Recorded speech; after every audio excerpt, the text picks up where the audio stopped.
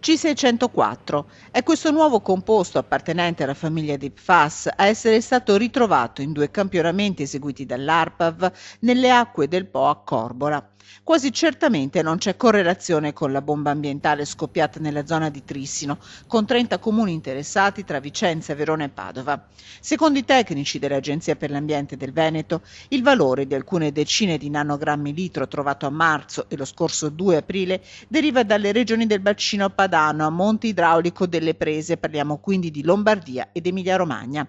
È una sostanza nuova il C604, anche le analisi sono sperimentali.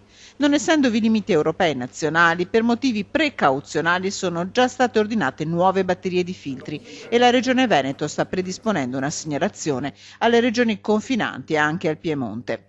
È la conferma, ha commentato il presidente del Veneto Luca Zaia, che la questione PFAS è un tema che interessa tutto il Paese ed è una primaria questione ambientale nazionale.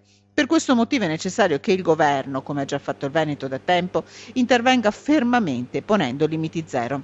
Invitiamo quindi il Ministero dell'Ambiente a muoversi sulla linea già tracciata dalla nostra regione, agendo il più rapidamente possibile. Ciò a tutela della popolazione, non solo delle aree interessate da questo tipo di inquinamento in Veneto, ma di tutti i cittadini del nostro Paese.